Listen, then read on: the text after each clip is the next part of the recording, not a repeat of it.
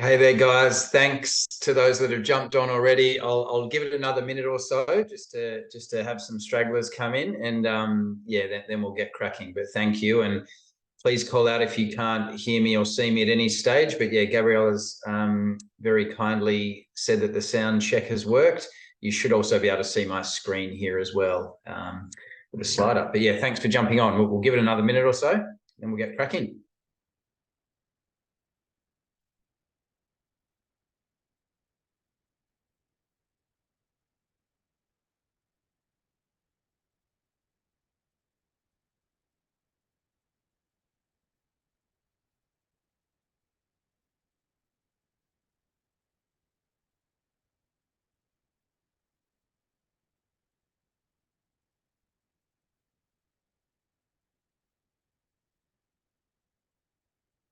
Okay, we'll get started because I'm mindful of everyone's time here as well. But thank you so much for jumping on the call today and joining us for our October masterclass. I'm Josh Lambert, as you can probably see. I'm one of the directors at Pinnacle Health Group. So really keen on this topic here today. It's something that we hold close to our heart at Pinnacle Health Group. And as a physiotherapist myself, I've spent the whole of my career effectively in early intervention and injury prevention. So it's certainly something that I'm really keen to talk to. So thanks to those that are just jumping on the call now. Appreciate that. Feel free, by the way, guys. This is a very informal session. So grab some lunch, grab a cup of tea, grab a coffee, whatever floats your fancy, and we'll I'll be talking through the session today. These masterclass sessions are usually very intimate, interactive sessions. So I want you guys to ask some questions. Every workplace is different. So you might have some questions that are specific around your workplace. And certainly what we're trying to do in today's session is give you a bit of a background and a high level overview, and not be too specific here. But if you do have some other specific questions, happy to answer those. So feel free, you can jump in the chat box and ask some questions that way, or just literally just ask me and interrupt me at any time. So but we'll get cracking because I am respectful of your time. So what we're going to go through today, obviously you've joined this session because it's around early intervention and injury prevention, or really I should be flipping the order of that and saying injury prevention and early intervention, given that we want to prevent beforehand. But we'll touch on at the start who we are, and I've already touched on the fact that, as you may have heard, I'm a physio and I've been doing this for the majority of my career. But certainly to give a bit of context as to why we feel we can speak with confidence around this topic, but more so just to provide a bit of an outline of the different workplaces that we've worked with and what we've seen in this field over that time. We'll talk about what is early intervention and injury prevention and the benefits of that.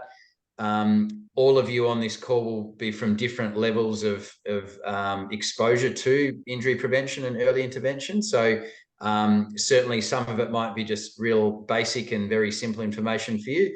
For others, it might be your first experience with it. So this will cover both areas of that. But as I said, please ask any questions that come to mind. We'll talk about why it's important for your workplace. It might sound like a really obvious thing to say, that it's important to prevent injuries and to get onto injuries or illness early in the workplace, but we'll talk through some of the specifics around that. And then obviously what you've really come here for is, well, how can this be implemented at your workplace? Now, the asterisk to this is that if what you're after here is exactly how to implement this at your specific workplace, unfortunately, as good as I think I am, or as strong as I think I am in this field, I won't be giving you specifics of how to apply this at your workplace, simply because the answer to that is it depends.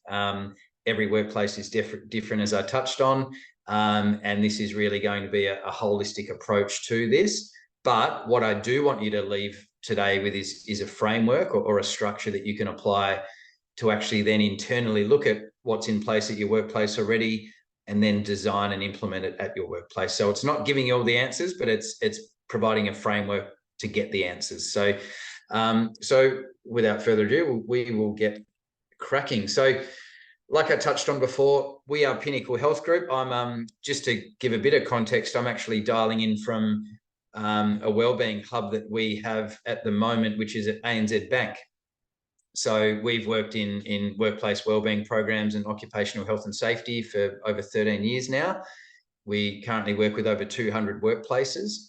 I touched on before, I'm a physiotherapist by background. So myself and my business partner, Tom, we've been doing that effectively since we graduated as physiotherapists, and working with a range of different employees. So there's from busy corporate employees like we see in the likes of ANZ Bank, in which I'm dialing in from today, through to more blue-collar industries, manufacturing, energy sector, construction, through to more grey-collar industries, so things like police force, schools, etc., etc. And yeah, our real belief is that workplaces shape well-being behaviours. So we spend enough time at work. We spend over a third of our lives working. So certainly we believe that workplaces don't just have that responsibility to assist the well-being of employees and to guide that, but also there's that knock-on effect of the teams and the families and the communities that we all interact with after we leave work. So big responsibilities, and certainly, no doubt in this sort of post-COVID world that we're in at the moment, I'm sure if you're in the health, safety and wellbeing sphere, or health, safety and quality, wherever you come from, no doubt things have changed a little bit in the last few years for you in terms of what you're focusing on. And we only need to look at the attention of psychosocial safety and support in the last 12 months or couple of years, and the increased awareness on that, to see that things are changing pretty rapidly. So certainly, again, just to call it out, what today is giving you a framework, but certainly our caveat to all of this is that every workplace is unique. You must sort of do a needs analysis and do an audit at your own workplace, and really link it to your own risk management process as well. So now that's a bit about Pinnacle Health Group. Just to get more specific into what we do, and this isn't certainly not trying to get into more of a sales pitch here. This is more just to outline our approach to how we work with those 200 workplaces.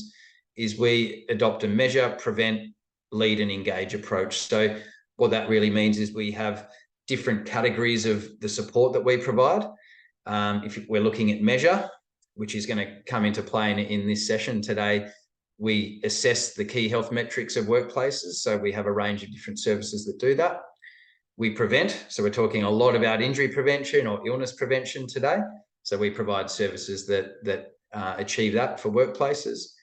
We lead, so we provide education, we provide workshops, seminars, webinars, and educational programs, not just to deliver a session, but to ingrain a culture of safety in workplaces. And we engage. So, if you leave today's session with nothing else, one of the strengths that we have at Pinnacle Health Group, and again, I hope I'm not coming across as I'm really selling us too much here, is that what we feel we're really strong at doing is actually increasing engagement in wellbeing services, in health and safety services that are available for employees. It's one thing to have them available. It's another thing to destigmatize it and actually get employees using it and feeling safe to do so. So it's something that we feel that we're really strong at, and that's why engagement is the absolute key. And then finally, not to dig into it too much, but this slide might be a handy one to come back to as we get into today's session, but this is sort of more of like the restaurant menu, if you like, of the different services that we provide.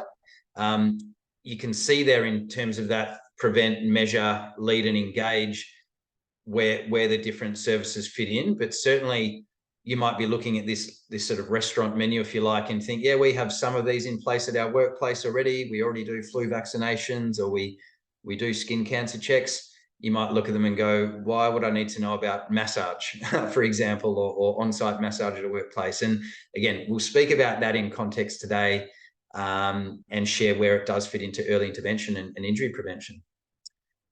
So let's get into it. So for those that have joined us and might be thinking, well, I am new into this, I'm starting from the start. What is injury prevention and early intervention? Well, like I touched on before, it might sound self-explanatory, but well, the definition here, straight from the textbook from Comcare and Healthy Work Australia, injury prevention is about taking a risk management approach to the operations at an organisation, so you can prevent as many injuries as possible. We're going to talk about how that really looks, and how that looks in terms of the risk management approach, and how that looks like in terms of providing services to actually prevent injuries in the first instance. And then we look at early intervention. Now, early intervention is defined as any action really that's taken by employers to minimize the impact and duration of emerging symptoms. So it's effectively getting onto things straight away as soon as they are identified as an issue. So if we really sort of, and the big question that always comes up when we're either delivering education or when we consult workplaces on this is where does injury prevention start, and where does injury prevention finish, and where does early intervention start? And how it's really represented is a little bit like this. So if we think about it in sort of a time continuum, the classic saying always goes that prevention is better than cure. So, we're always better to apply resources, apply funding, and invest time and effort into preventing injuries or sickness and illness, as opposed to waiting for it to happen. And, in a moment, we're going to talk through some of the costs to workplaces and the Australian economy once injuries occur and once illness occurs. But the reason for bringing this particular slide up is just to sort of share that it is more of a continuum. So it's not these two concepts, injury prevention and early intervention, don't sit in distinct categories. For example, if we consider injury prevention, I mean, there are many employers that we've worked with over the years that you'll be providing education, you'll be providing sort of programs to prevent injury that also sort of tie in with potential rehab. You may have heard of the term prehab, that'll tie into rehab that may be continued in the event, unfortunately, that there might be, for example, a niggle in with neck pain or low back pain and those sorts of things. So they don't sit exclusively, but certainly in a time continuum, we hope that prevention happens first. And a lot of the time it does. So that's just a nice representation of that. But as I mentioned there, it's nice to get the definitions right to start with. In terms of early intervention, it might be something that's quite commonplace in the vernacular at your workplace, but early intervention, the actual definition has only been around since 1986, and it was actually used more in the context of childhood development and looking at intervening early with children with various disorders and illnesses there. But it's been adopted by workplaces to really summarize, well, we want to get onto issues, whether they be injuries, risks and hazards straight away, to prevent them becoming something that hang around for much longer. So anyway, I won't bore you too much with the definitions and the nomenclature here, but it is important just to call out what that is. And just to reiterate as well, guys, jump in with any questions that you might have at any stage about this or anything else. All right, so if we're getting a bit more practical here, well, why are we talking about early intervention? Why is preventing injuries and intervening early important? Well, just to give you an idea, and there's a really good report that I'm happy to send through to you guys as well, that was conducted by Deloitte, but it was for Safe Work Australia, and it looked at a 10-year period from 2008 to 2018 across Australian workplaces, and it looked at what's the frequency of injuries and what's the cost to the Australian economy, if you like. And it worked out to be that the cost to the Australian economy, and to give you the exact figure, was per year was over 28 billion or $28.6 billion. But that amount of revenue that it's costing is equivalent to the same amount of gross revenue that the agricultural sector in Australia brings in. So it's effectively saying that one of our biggest industries in agriculture, and the revenue that brings in, or the GDP contribution, is actually taken away by the costs of illness and injury and so on from workplaces. So it's a huge issue, a huge cost. If we look at the last financial year, almost 500,000 employees across Australia had a work-related injury or illness. And that has varied sort of around between 600,000-ish a year to 400,000-ish a year over that time period. And the other side of this is the cost per injury or illness. So the average cost per physical workplace injury is over $13,000 per injury. So clearly this has big knock-on effects, not just for the workplace, but for the economy in general. If you think about this, if we take a step back, and I won't bang on about this stuff too much, guys, but if we look at these costs, yes, that costs the workplace. Yes, it comes at a cost to workers' compensation premiums and insurance premiums, of course. But there's a knock-on effect to the broader economy. If we look at this and we go, well, if that money has been invested in dealing with injuries, that means there's probably less likely to be more jobs added to that workplace, or less likely for wage growth and growth internally at that workplace. So there's numerous effects, and that this report really captured that quite nicely. And just to call out another key stat from that report, that the most common cause of injury or illness, which represented 24%, was from lifting, pushing, pulling, or bending. So some of these movements, I know, look, I'm a physio, so it's my bread and butter, but some of these movements are just commonplace, not just in work, but in life. And there's something that we need to do and we should be doing. That's how we get stronger. But certainly when they're associated with that, and it's such a high percentage of it, we can argue the case quite strongly that we need to be preventing these in the first place, making sure employees are strong enough and stable enough to be conducting these movements without high risk of injury.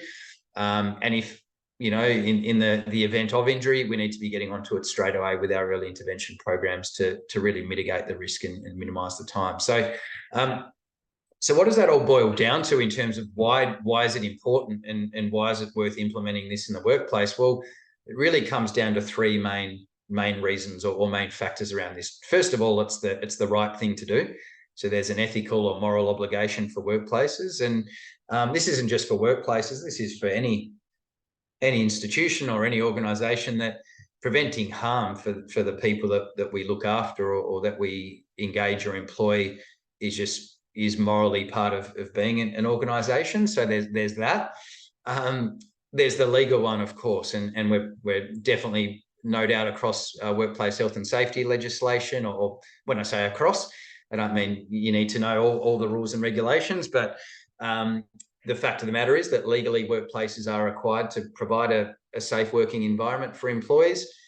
That's now not only providing physically safe workplaces, but psychosocially safe workplaces as well. So it is the law, and certainly workplaces need to undergo various activities and risk management frameworks to ensure they're complying to that. And thirdly, the operational side of this. So, why is it important at a workplace to have injury prevention and early intervention in place? Well, it has such a knock-on effect we spoke about before in cost, but also operationally. So we're looking at, well, if we have injuries, there's time, there's resources allocated to dealing with those. There's the effects on team, there's the effects on culture, and all of the ramifications to how that business operates. So a huge financial, but also operational burden if it's not dealt with. So anyway, I know I'm really labouring the point here, but it's important to sort of lay that foundation as to why we're talking about this today. Again, I'll pause here, guys. Any questions at all around this?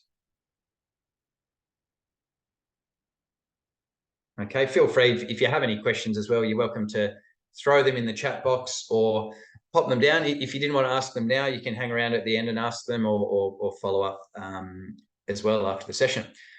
So what we are going to do today is go through the framework that we apply with our workplaces that we work with in order to build your own tailored early intervention, injury prevention program, but broader health and safety program at your workplace. But before all that happens, we obviously need to look at this with a risk management lens and go, well, there's no point just having all the things and having support services in place and having injury education, to give you an example, or early intervention, if we don't have a risk management process in place. So again, this is probably not news to you guys, and this is certainly something that would be familiar. It comes from the Safe Work Australia Code of Practice, but this is how to manage risks and any risk at an organisation. So the first step is obviously identifying hazards. In an injury prevention sense, that is, what activities, what physical environment factors, what psychosocial environment, mental factors can play a part in creating hazards for workers.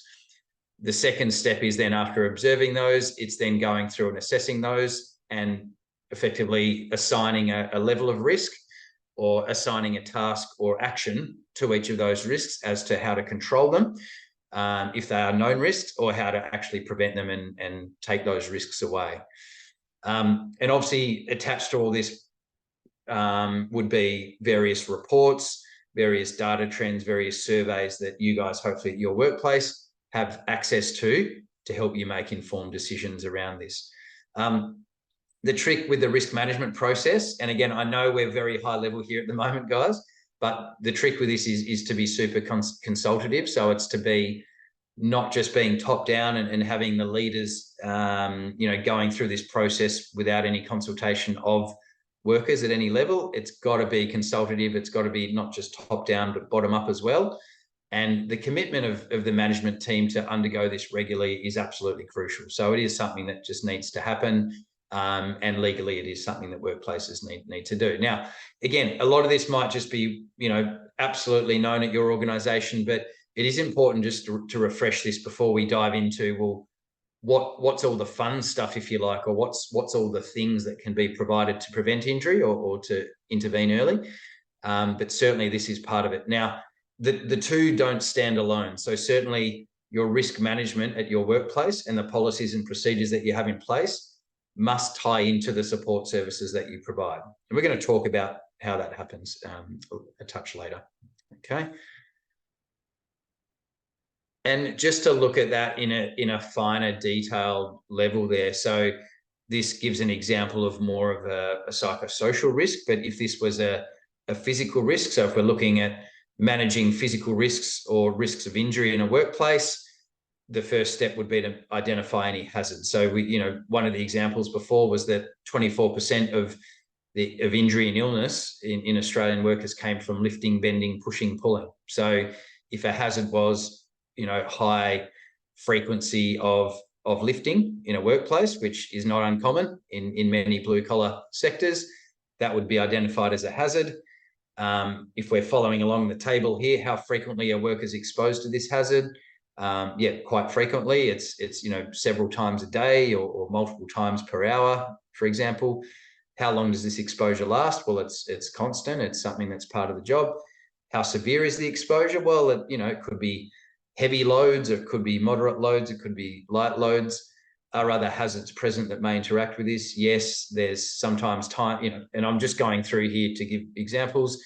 Yes, there might be time pressures at certain times of the week or the month that subject the workers to be perhaps adopting a non-optimal position when they're going through the lifting motion. How effective are the current controls? Well, the current controls could be there is an injury prevention program in place, but it may not be that well engaged.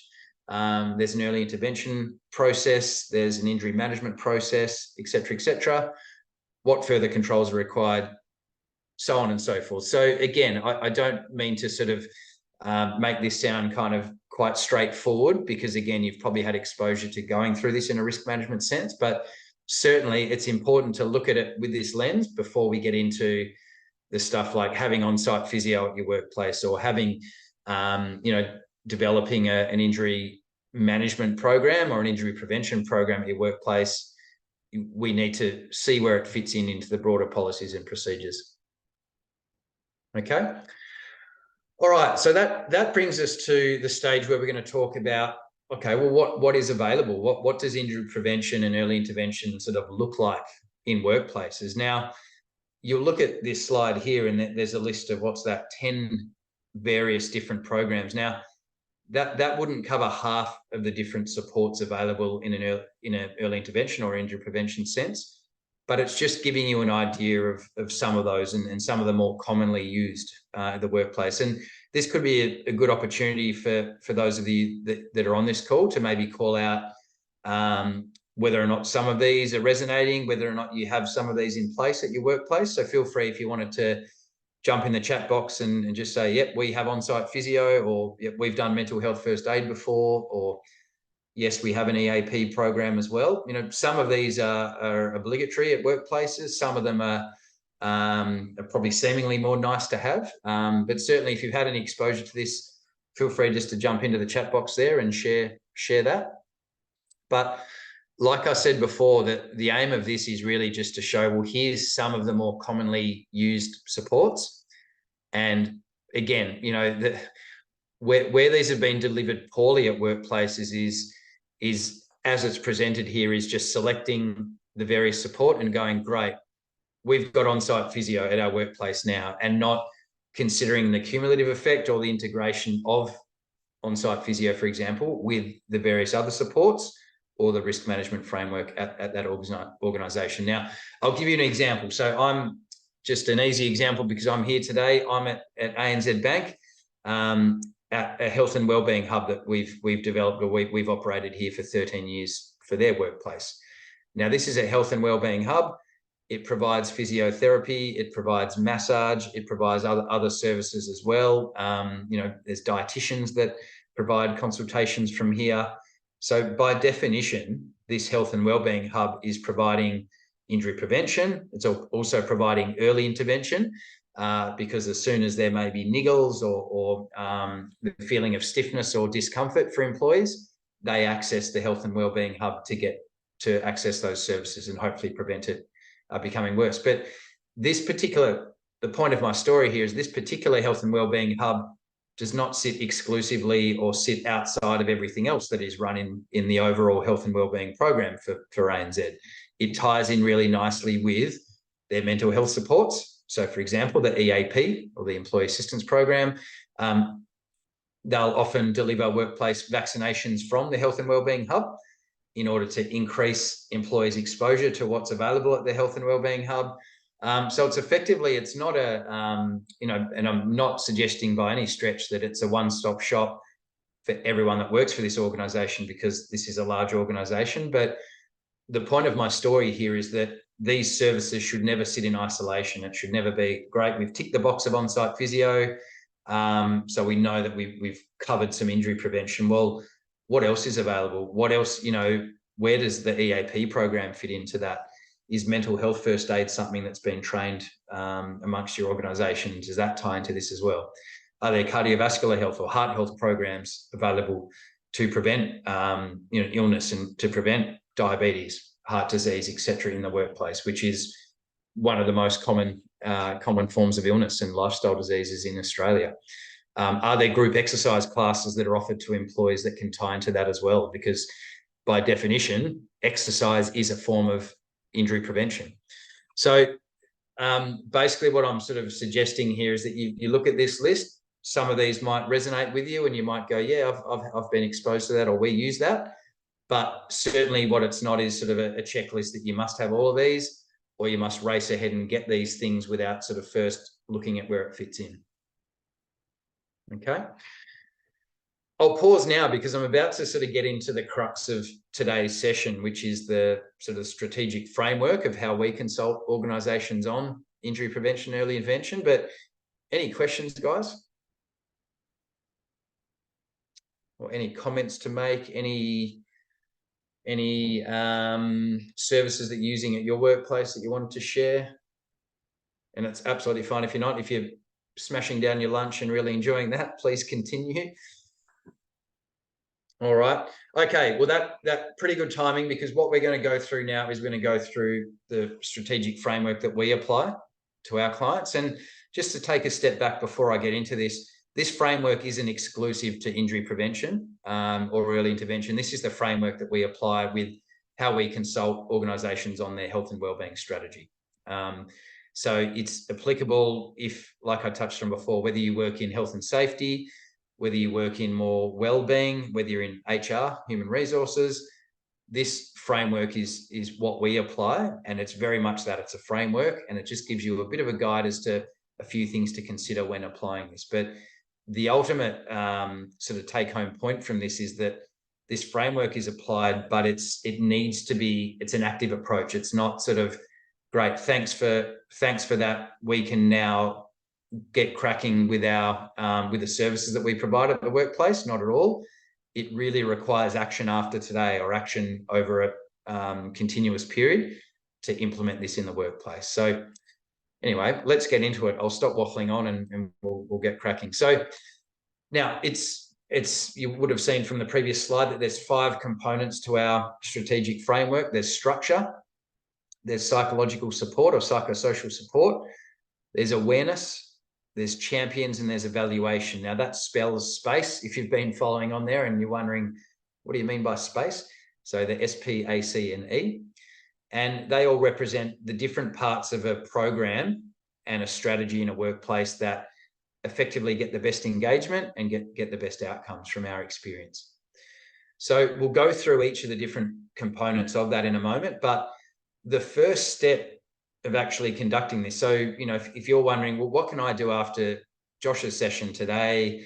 What can I do as of now or as of tomorrow in our workplace to actually take some action? Well, the first step we always encourage is to conduct a bit of an audit of what's already in place at your workplace. So, you know, if we go back to that list of services there, like I touched on before, you might go, oh yeah, we actually do offer heart health programs. I forgot about that. Or, we conduct job task analysis with various sections of our organisation. We do ergo assessments. You know, we offer mental health first aid. Or you might go, actually, we don't offer that, and we probably don't need some of those things, but we certainly have an EAP program in place, or we're considering looking at on-site physio. So the first step is really to conduct an audit, because that can be quite refreshing. You can sort of establish, well, actually, yeah, we've got these things in place that they've probably laid dormant there for a while, or we've paid for this policy or this report, but we haven't really implemented or taken action around it. It's a really good place to start, is to look pretty deep and go, well, what's in place for an employee? The second consideration of this is that there needs to be an element of proactive approach to this, and there also needs to be a reactive approach. You know, I only need to go back a couple of years to COVID-19. Not that I want to harp on about that too much anymore, but certainly, you know, that flipped our approach to health, safety, and wellbeing in workplaces fairly quickly.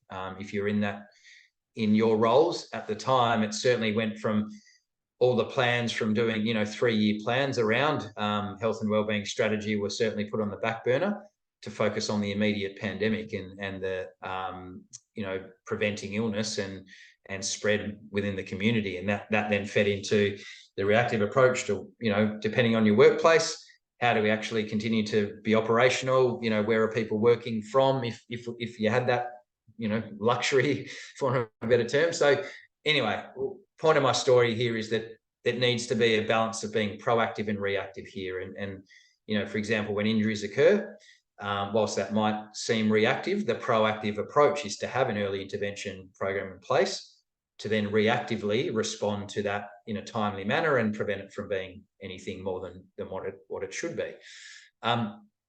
The other point to note here is that leadership involvement is absolutely crucial with this. So certainly the health and safety team are often in charge of often development, or that might be in collaboration with consultants or various teams, but certainly it often sits with a health and safety team, but it needs more involvement than just that. It needs leadership involvement. It needs championing, which we're going to use the term champions in a moment.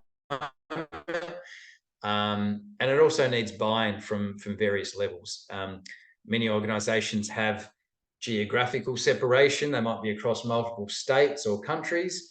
So certainly there's no point, you know, a health and wellbeing strategy being very much tailored for head office or the main operational plant, and not being accessible or inclusive to those that are working in different countries or different hubs.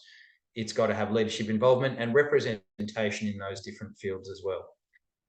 And it needs to be considered with measurement. And we're going to talk about evaluation, because, you know, we'll touch on it in a moment, but without evaluating what's in place at the moment and the success of the program, it's very hard to confidently report back to leadership at the end of a year or at the end of a quarter and say that this is what we've achieved and this is the benefit of the early intervention program, because it's likely that unless you have the data to back it up, it's likely they'll go, well, you know, where's the evidence to show that the investment in this for us specifically is actually working? So anyway, there's just some factors to consider.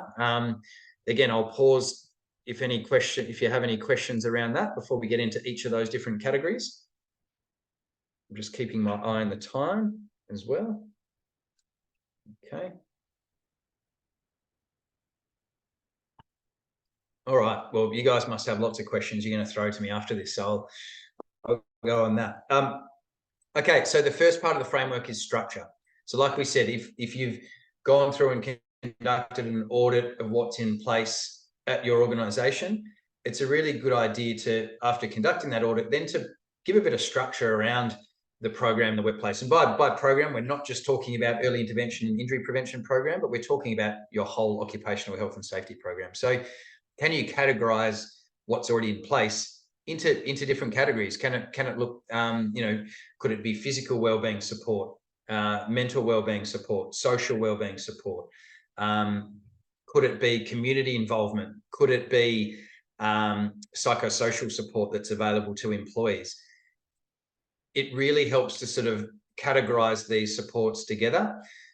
You might get more specific. You might categorize it in injury prevention, early intervention, injury management, return to work, and getting more specific in those different fields. But by doing that, you can, it's a really, not just therapeutic process, because that's sort of trivializing it, but it's a really important process to go through, because it doesn't just highlight what's already in place, but it highlights sort of where there may be connections to existing supports and where you can really leverage, because the whole idea with programs of any form like this is that the benefit, the sum is greater than the individual parts. So we really want everything to integrate and improve the workplace on a greater level than just the individual supports.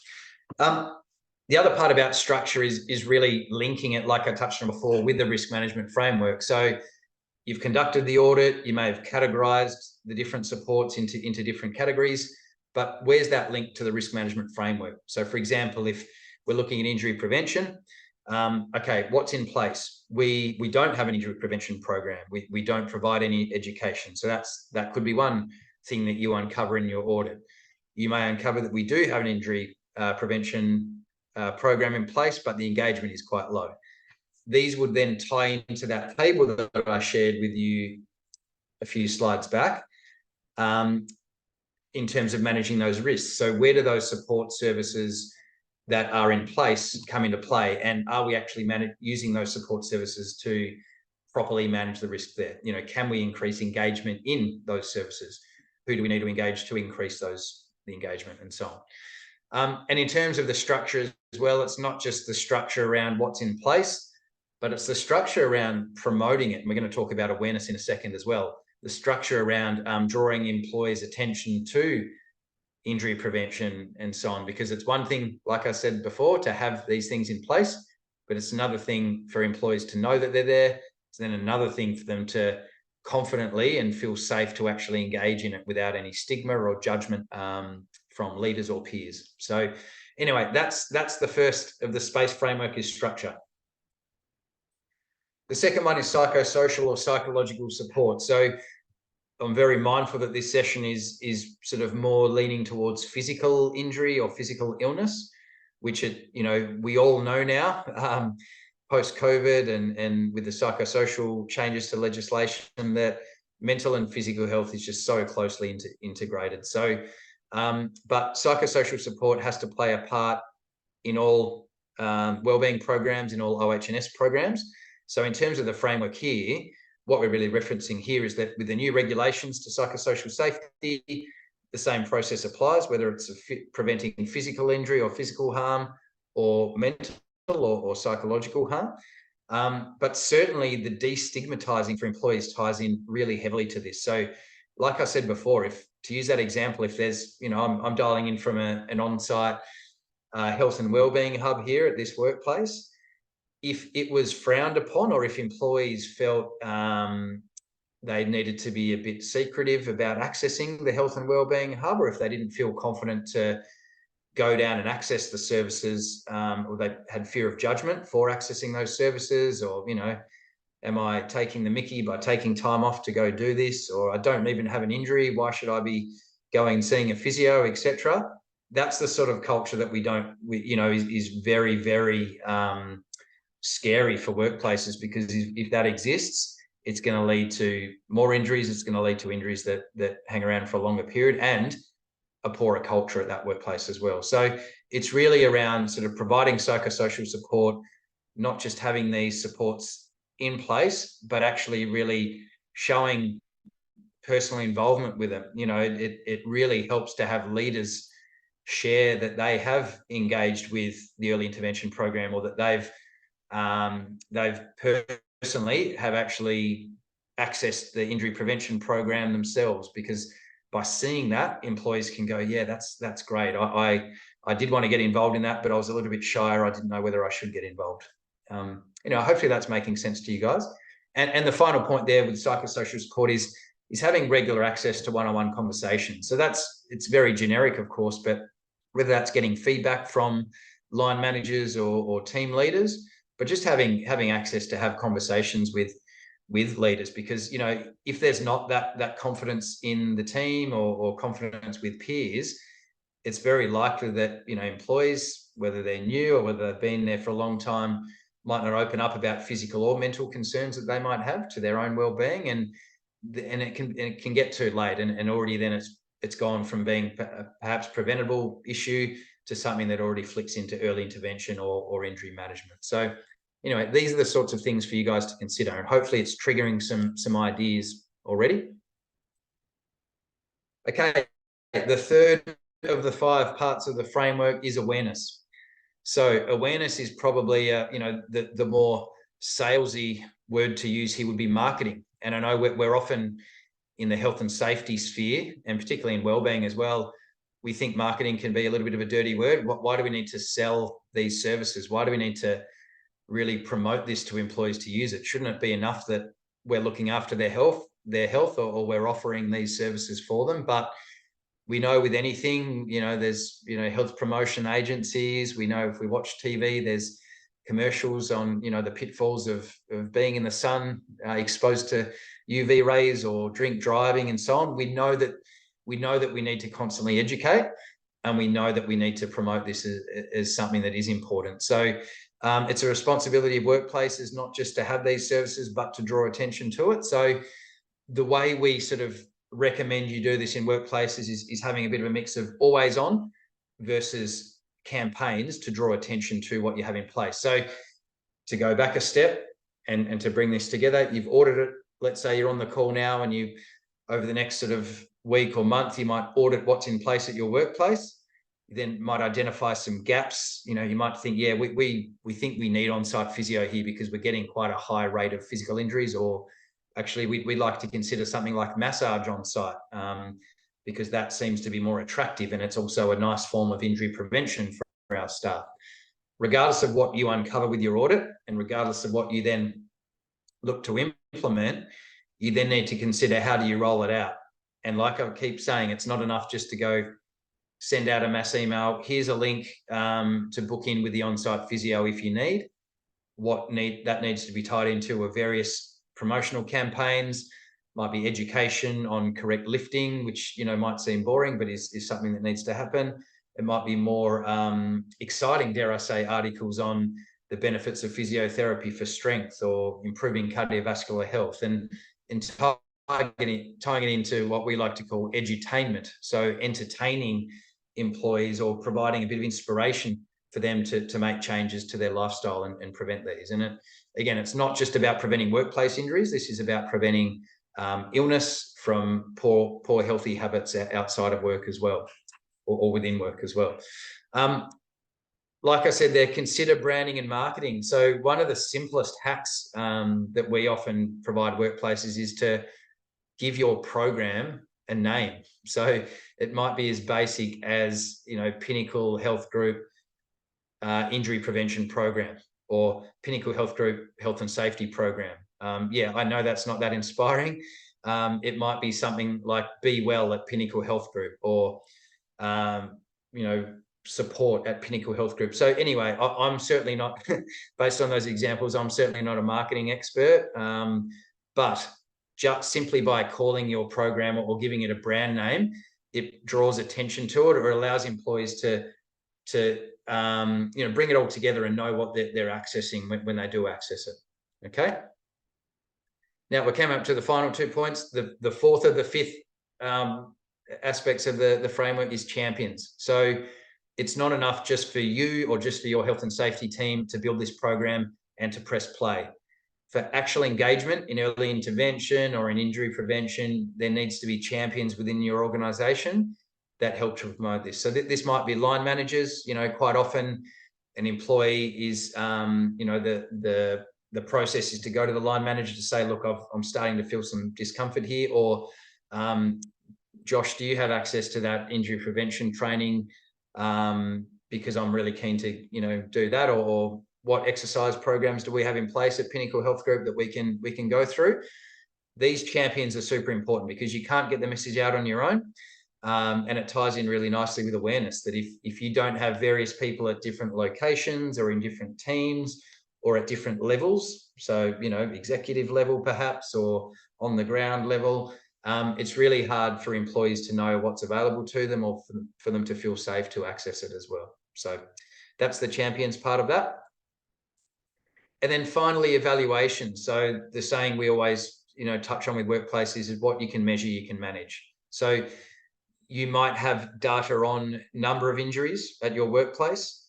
You might have hopefully some information on claims, not just the cost, but the number, the length, the duration of claims, and so on and so forth. But not just the number here, but the nature and the type of injuries is really important as well, or type of illness, because that then can help you make informed decisions around the type of early intervention or injury prevention service that you engage with. For example, if you are, I'm a physio, so I'm a bit biased, but if you are experiencing a high number of musculoskeletal injuries, we saw it before, it is the highest representation there. You would certainly want to consider something like on-site physio, or having a physiotherapist conduct some injury prevention sessions, or strength training, or postural training, etc., etc. It's also beneficial to measure engagement in the services that are already there, because like I said before, you need to measure the cost benefit of what you're providing. And also it's nice to align whatever you're measuring, be that data on your workers' compensation or your claims, with any surveys, whether they're employee benefit surveys or satisfaction surveys and so on, and bring all that data together in a bit of a dashboard. Because again, these things shouldn't really sit distinctly. They really need to come together for you guys to make that decision. Okay, so I'm mindful I've gone a couple of minutes over time here. To summarize this now, you're probably thinking, well, this is early intervention in injury prevention. This seems quite high level, and I completely agree with you. This isn't saying you must go away tomorrow and get a physio on site at your workplace, because that would be one, that's not the right advice for you. The right advice for you is you need to do a bit of an audit first. You need to work out what's there, and you then need to look at, based on the data that you have and based on what's already in place with your risk management framework, what are the best next steps? And like it says there on the last point, just starting the process is the most important thing. So this might seem overwhelming if you're at the start of your journey here, but certainly by going through that framework, you're going to uncover what's already in place in an injury prevention or early intervention sort of aspect, what of those that are in place, what's being done well, what isn't being done well, and therefore, based on the numbers that we have on, say, injuries or illness, what definitely do we need to get going? What's a priority here, or what could we maybe leave out in order to manage the higher risks here, and so on, as part of that framework. So again, like I said, you might be thinking, well, that was quite high level. Completely agree, and make no apologies for that, because really the detail or the answers in this is going to come as part of a process that you take beyond this. And of course, this is what we do for Crust. More than happy if you have any questions, or you want to have a chat after this session around what's more relevant to your workplace. That is certainly something that we do, and are happy to do that. So I will stop there, and I'll hand over to you guys for any questions that you might have. And before any of you jump off, thank you so much for jumping on, and hopefully you did get something out of this, and certainly very open to feedback, and we'll send you some information after this session on some of those key points. So any questions at all, guys?